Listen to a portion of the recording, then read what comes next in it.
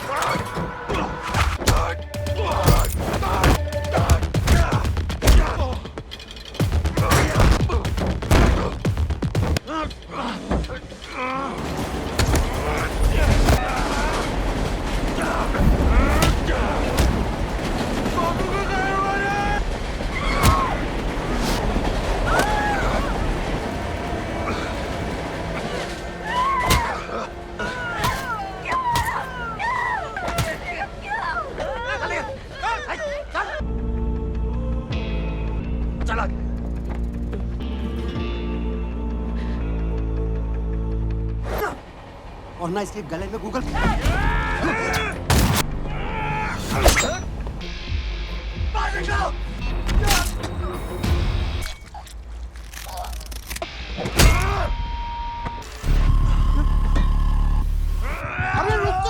इसी होगी। अगर वो जिंदा रहेगा तो हम नहीं बचेंगे।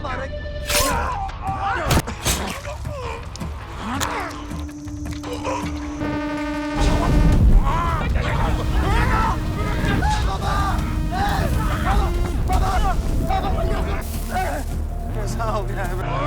जल्दी आओ।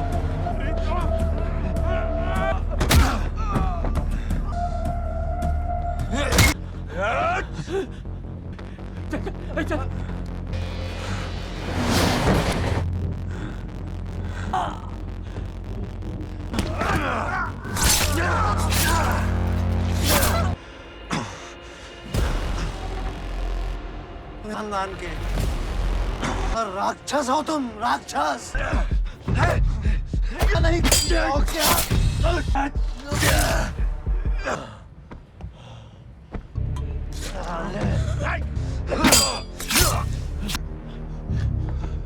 मारा था सोल्जर, बहुत थड़थड़ा देखे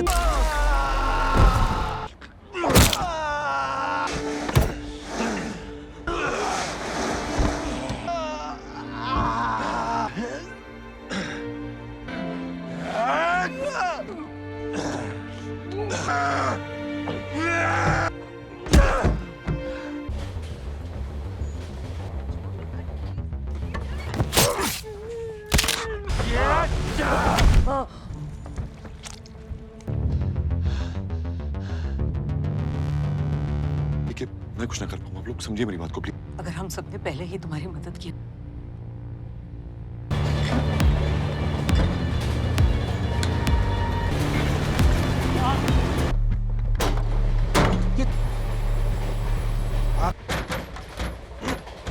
स्टेशन आ रहा है काका।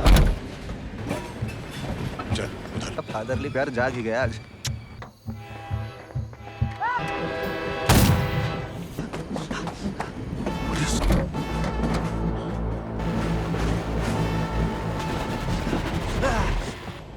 लेकिन पुलिस यहाँ क्यों भिड़ रहे हैं?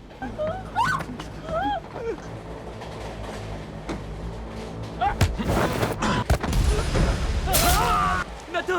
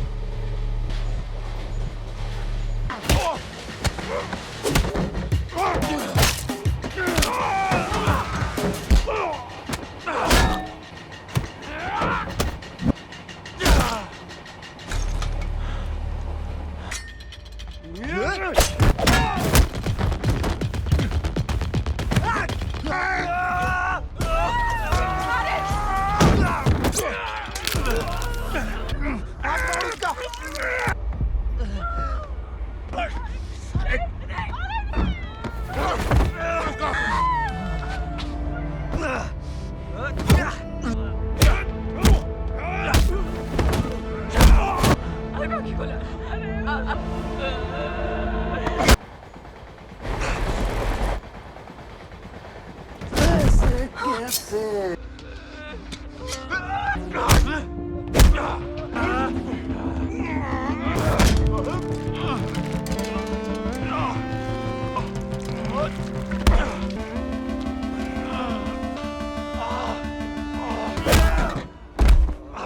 पटरी पे ना फेंकते।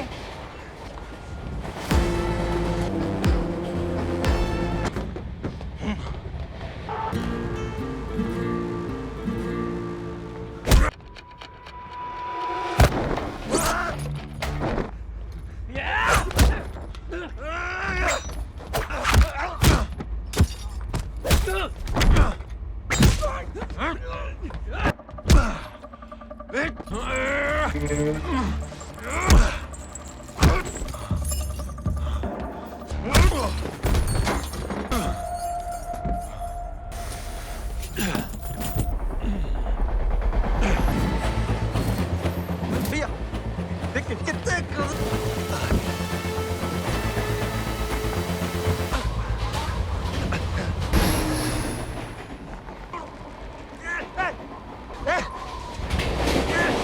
पार्टनर तो गया विक्रमपुर में। और कौन कौन सी बोगी में? होता ना तो तुझे जिंदा काट देना। मरेगा। टोटल 36 लोग हैं ट्रेन में। वो उस तरफ तो नहीं गई।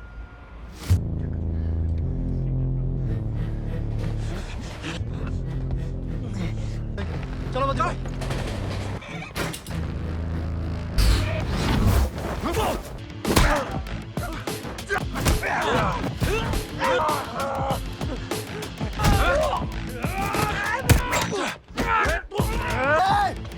रुको दिखा देते हैं आइए।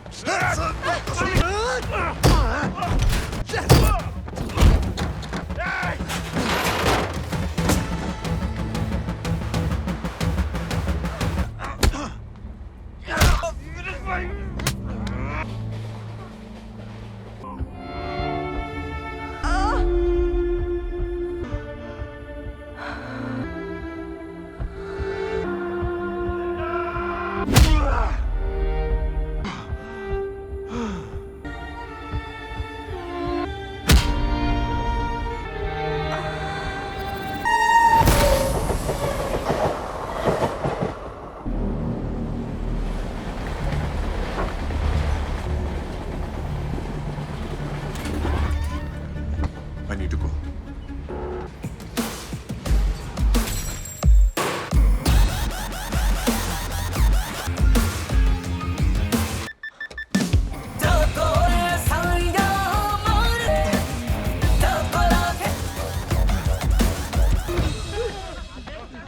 शांति ट्रांसपोर्ट वाले। चाचा तो जैकपॉट लगी गया है तो फेसलेस नहीं बता। मोबाइल पास देखता क्या है? क्या हमें कसम से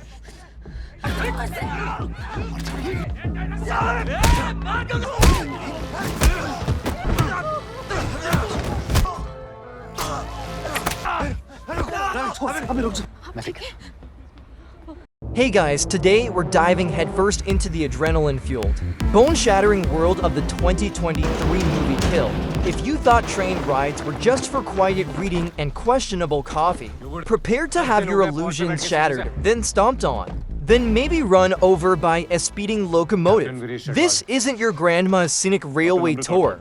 It's a brutal ballet of fists, blades, and sheer, unadulterated willpower. We kick things off with our hero, Amrit, a man who clearly skipped leg day to focus on everything else, as he's busy proposing to the lovely Tulika. It's all very sweet, picturesque, and totally innocent for now. They're eloping, hoping for a fresh start, and boarding a rather unassuming train, blissfully unaware they've just bought tickets to a one-way trip to absolute chaos. I put a lot of work into these, so if you like what you see, a like and a subscribe is always appreciated. No worries if not. So our lovebirds are enjoying their journey, probably dreaming of happily ever after when the calm is abruptly shattered. Enter Fanny, a man whose fashion sense screams trouble with a capital T and whose smile could curdle milk. He's not just a passenger. He's the leader of a heavily armed gang who clearly missed the memo on proper train etiquette. Instead of polite greetings, they're brandishing an array of weapons that would make a medieval armory blush. The metallic clang of their boots on the carriage floor echoes with an unsettling finality, quickly followed by the terrified gasps of the unsuspecting passengers.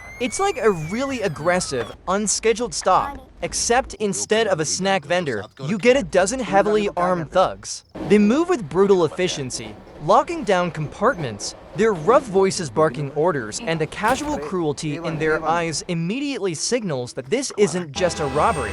It's something far more sinister. The whole atmosphere on the train shifts from serene travel to palpable terror in a heartbeat. Amrit naturally feels the prickle of danger, his commando instincts already screaming red alert. But for now, he's just another face in the terrified crowd. Trying to protect Tulika amidst the burgeoning chaos, the gang's brutality quickly escalates. One particularly nasty thug gets a little too handsy with a female passenger. And that's the precise moment Amrit decides his peaceful elopement plan needs a slight amendment, adding saving everyone on this train to the itinerary. With a sudden burst of speed, a swift, almost silent thud of his fist connects with the thug's jaw. The sound is less a crack and more like a dense watermelon hitting pavement, a truly satisfying crunch. The thug crumples, his weapon clattering harmlessly to the floor. Amrit moves with a trained precision, a stark contrast to the rough, haphazard aggression of Fanny's men. He parries, dodges, and counters, turning the cramped confines of the train corridor into his personal dojo. The frantic shouts of passengers are quickly replaced by gasps of awe and fear as Amrit disarms and incapacitates the immediate threat. His movements are fluid, almost graceful, belying the sheer force behind each strike. This isn't some random guy. This is a highly skilled fighter, a human weapon quietly unleashed. The other passengers stare, a mix of hope and terror dawning on their faces as they realize they might just have a guardian angel, albeit one who looks slightly inconvenienced by all the violence, having dealt with the initial aggressor. Amrit quickly realizes this isn't a one-and-done situation.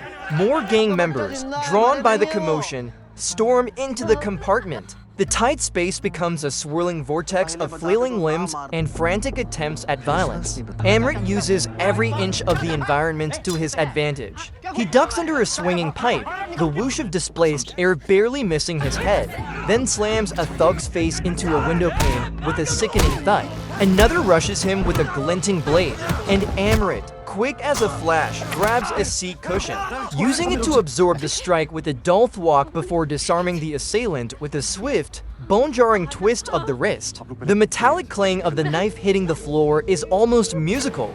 He's not just fighting, he's dissecting their attacks, anticipating their moves, and delivering brutal, decisive blows. The crack of a punch, the grunt of effort, the sickening snap of bone, every sound paints a picture of controlled, deadly force. He moves between bodies, a blur of calculated violence, leaving a trail of incapacitated thugs in his wake. The passengers, initially paralyzed by fear, now watch with a strange mix of horror and exhilaration as Amrit transforms into an unstoppable force. A one-man wrecking crew against seemingly insurmountable odds. It's a bit like watching a particularly intense game of whack-a-mole. If the moles were heavily armed and the hammer was a highly trained commando, news travels fast on a hijacked train, especially when that news is our guys are getting absolutely throttled by one dude.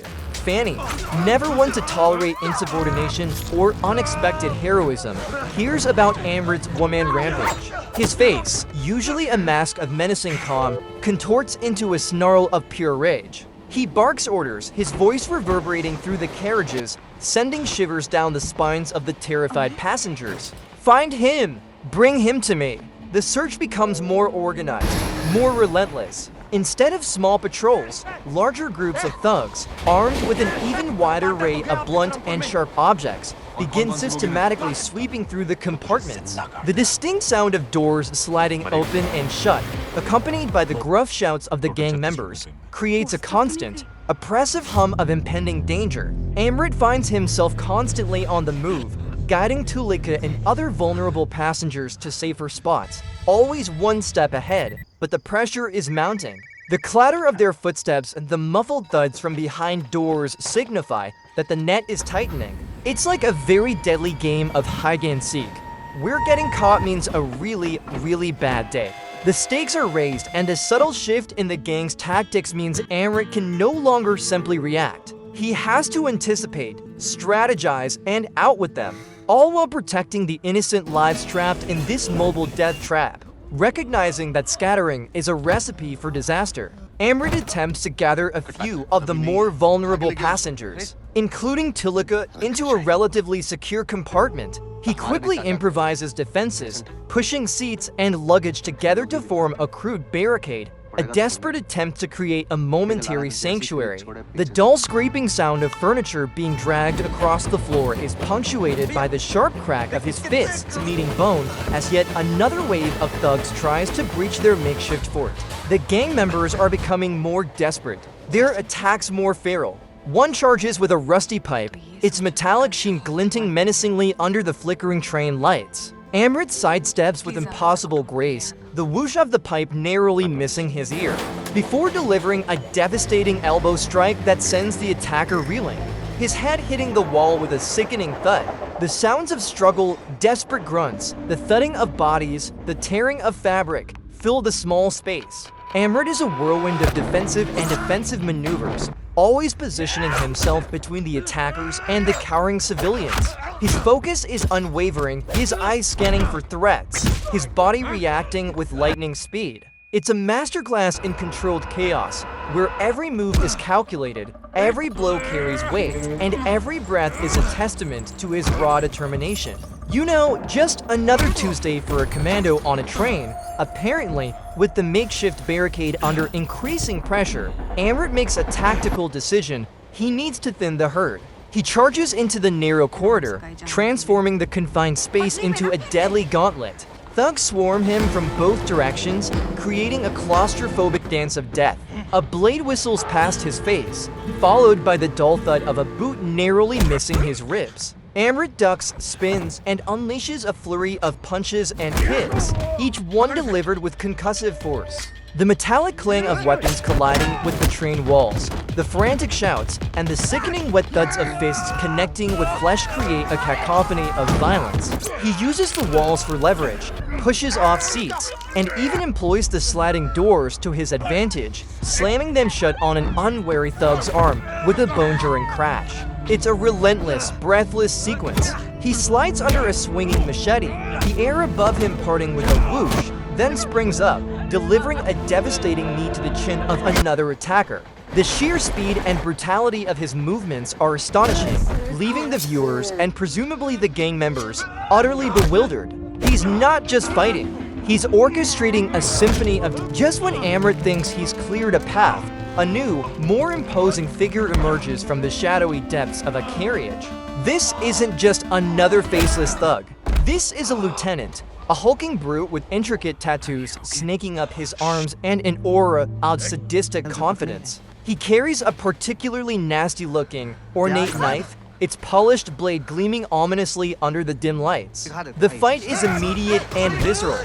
The lieutenant is stronger, faster, and clearly more experienced than his subordinates. The metallic scrape of their weapons, Amrit having probably acquired one by now, echoes through the train, each parry and thrust ringing with deadly intent. The air crackles with tension as they exchange blows, the sounds of their grunts and efforts mingling with the rhythmic clatter of the train on the tracks. Amrit is pushed to his limits, dodging a furious downward chop that splinters a nearby seat, then countering with a swift jab that, while connecting, barely phases the larger man. The clash is a brutal dance, each fighter testing the other's resolve and skill. The lieutenant's roars of aggression are met with Amrit's focused, almost silent determination. It's a battle of attrition, and the longer it goes on, the more desperate Amrit's situation becomes. But our hero, being a commando and all, isn't about to give up.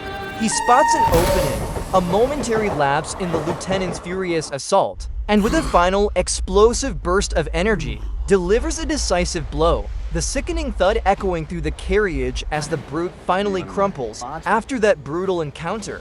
Amrit manages to find a momentary lull in the storm. He pulls back into a darkened section of the train, using the precious seconds to catch his breath and assess his surroundings. The frantic rhythm of his heartbeat slowly begins to normalize, though the metallic tang of blood is still in the air. He checks on Tulika and the other passengers he's managed to protect, offering a silent nod of reassurance. Then, with a quiet intensity, he begins to scout. He moves like a phantom, his footsteps almost imperceptible over the rumbling of the train.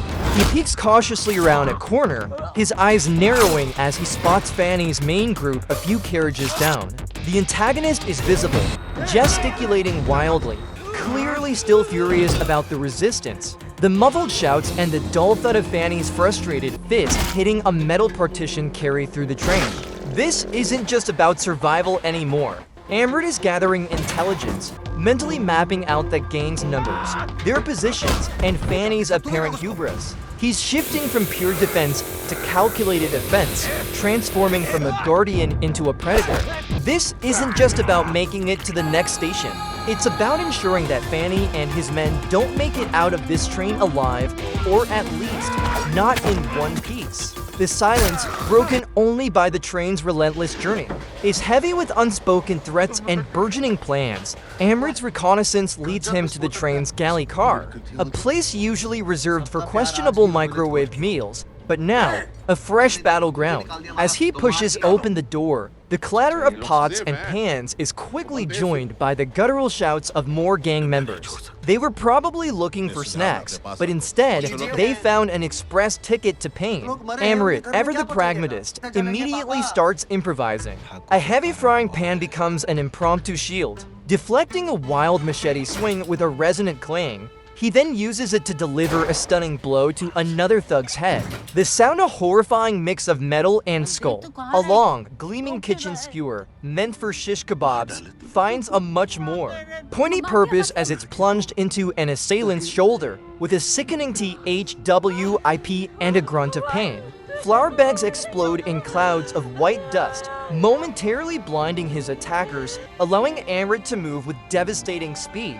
The metallic clatter of knives hitting the floor, the splintering of wooden utensils, and the gurgle of a kettle being used as a bludgeon all contribute to the chaotic symphony of violence. It's a kitchen nightmare brought to life, but Amrit is the master chef of mayhem, expertly dicing, slicing, and tenderizing his opponents. Who knew a train kitchen could be so versatile in its capacity for destruction? Maybe it's time to rethink those in-flight meals to advance further towards Fanny. Amrit realizes he needs to cross a particularly dangerous section, the exposed coupling between two moving train carriages. It's a terrifying chasm of grinding metal, rushing wind, and a dizzying drop to the tracks below. As he prepares to make the leap, a new wave of thugs barrels into the carriage, clearly determined to send him tumbling. The air crackles with tension as he sidesteps a wild swing, the whoosh of the blade cutting through the air inches from his face. With a desperate surge, he leaps across the gap, the raw power in his legs propelling him over the swirling vortex of steel and gravity.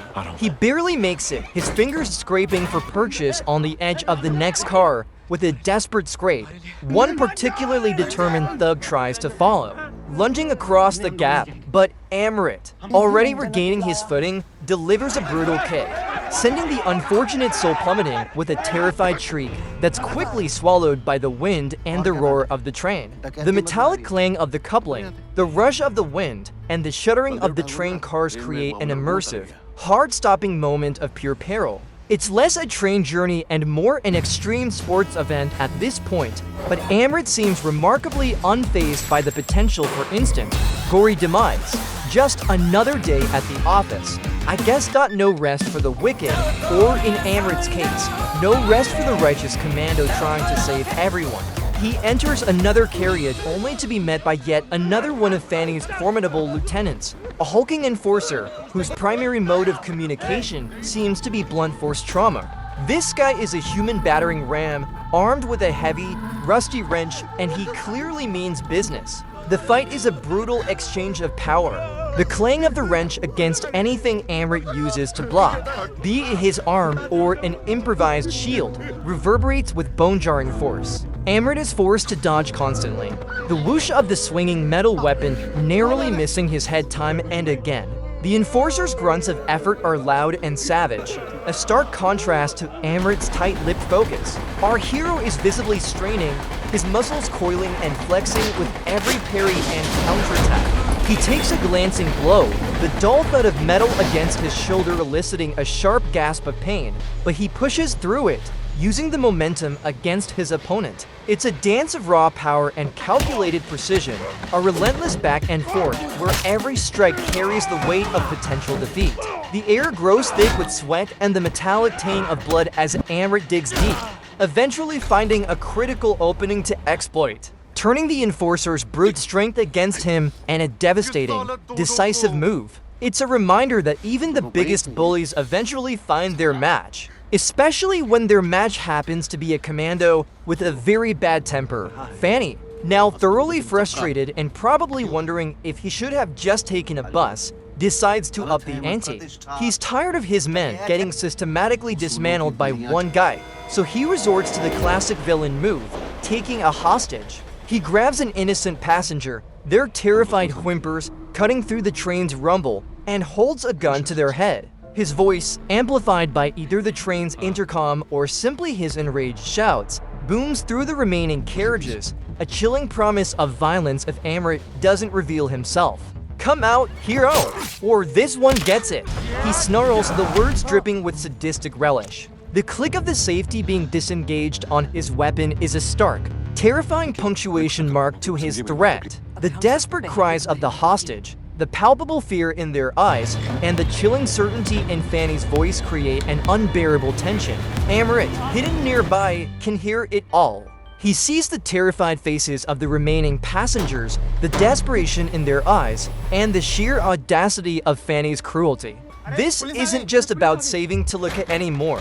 It's about protecting everyone. The situation has become a personal challenge, a moral imperative that Amrit cannot ignore. He knows this is a trap, a desperate ploy, but he also knows he can't let innocent blood be spilled on his watch. The silence that follows Fanny's threat is deafening, punctuated only by the relentless rhythm of the train and the ticking clock of impending doom. Amrit knows he has no choice. Fanny's threat has lit a fuse, and he's not one to let an innocent person suffer. With a renewed sense of purpose, he begins his final, calculated advance towards Fanny's location. Gone is the reactive fighting. Now it's all about precision and anticipation. He moves through the darkened carriages like a shadow, his commando training evident in every silent step, every careful peek round a corner. The soft scrape of his boots on the metal floor is barely audible over the train's rumble. He's not just looking for thugs. He's looking for traps, for ambushes, for any advantage Fanny might have set. His eyes dart, scanning every detail, the subtle reflection in a window, the slight displacement of a loose piece of luggage, the telltale glint of a metallic object hidden in the shadows. He's a predator stalking his prey, and Fanny, for all his bluster, has no idea the storm that's about to unleash itself upon him. The metallic clang of the train on the tracks, the occasional hiss of air brakes, and the distant, muffled shouts of Fanny's remaining men are the soundtrack to Amrit's relentless pursuit. This isn't just a fight, it's a mission, a last stand for all those trapped on this speeding vessel of despair. Amrit's breathing is deep and controlled, his focus absolute. It's time for the final act, and our hero is ready to deliver a performance that will leave Fanny wishing he'd stayed home and played solitaire. The moment arrives. Amrit bursts into the final compartment, his eyes locking onto Fanny. The air crackles with an almost palpable energy, a silent testament to the hatred and desperation brewing between them.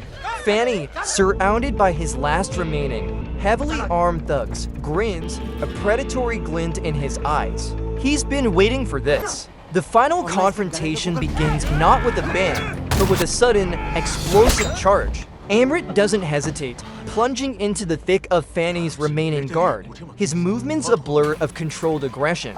Fists fly, blades flash, and the sickening thud of bodies hitting walls becomes a rhythmic beat. Amrit disarms one thug with a savage twist, using their own weapon against another with a chilling efficiency. He moves like liquid death, each strike designed to incapacitate, to dismantle. The metallic clang of weapons, the shouts of pain, the rapid thud of his own heart. It's a chaotic symphony of violence. Finally, he clears the path, leaving a trail of unconscious or dying men, and stands face to face with Fanny. Their duel is a raw, visceral display of brutality. Fanny, surprisingly agile and utterly ruthless, meets Amrit's trained precision with feral, unpredictable attacks. The whoosh of Fanny's wild swings, the crack of bone as Amrit parries, and the grunt of exertion from both men fill the carriage. It's a desperate, exhausting dance of death, each aiming for the killing blow, each pushing the other to their absolute limits. The train rattles and sways, mirroring the intensity of their battle. As two forces of nature collide in a final, bloody showdown, the fight ends not with a grand explosion, but with a final, guttural cry of defeat, followed by a sickening thud. Fanny, after a prolonged and brutal struggle, is finally neutralized. The silence that descends upon the carriage is deafening, punctuated only by the heavy, ragged breaths of Amrit, who, though victorious, is barely standing. He slumps against a blood-splattered seat, his body a map of fresh cuts, bruises, and deep exhaustion. The metallic tang of blood is heavy in the air, a stark reminder of the sheer brutality he endured. The train, having miraculously survived the ordeal, finally grinds to a halt at a remote station. The distant wail of sirens quickly grows louder, and soon, the doors slide open to reveal a swarm of rescue workers and police officers. The sight of their uniforms, the shouts of command, and the frantic movements of paramedics bring a wave of profound relief. A soft, almost imperceptible exhale from the surviving passengers. Amrit watches, his eyes hazy with pain and adrenaline, as they tend to the wounded, both passengers and the few surviving thugs. He sees Tulika, her face streaked with tears and dirt, but miraculously safe. The emotional weight of what he's just endured crashes over him, a wave of exhaustion threatening to pull him under. He saved them all, but the cost, etched onto his weary body and perhaps his soul, is undeniable. The train, once a symbol of escape and new beginnings, now stands as a monument to a night of terror and unparalleled courage. It's a bittersweet victory, painted in the grim colors of survival thought as the sun peaks over the horizon, casting a soft, golden glow over the ravaged train. Amrit and Tulika stand together, a testament to resilience. They're battered, bruised, and forever changed by the nightmare they endured, but they are alive and they are together. Their hands are clasped, a silent promise of enduring strength. This journey, meant to be a simple escape, transformed into a crucible that forged an unbreakable bond. It reminds us that even in the darkest moments, courage can ignite and love can be the most potent weapon of all. The sounds of the world slowly returning to normal, distant birdsong, the murmurs of emergency personnel, slowly replace the metallic clang of violence. They look out at the rising sun, a symbol of hope and a new beginning, a quiet understanding passing between them. The future is uncertain, but their resolve is clear.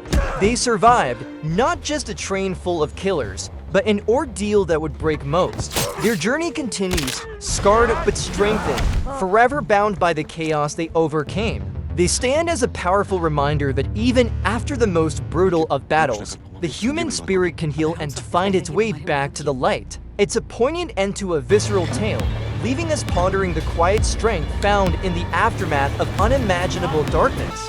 What a ride, folks!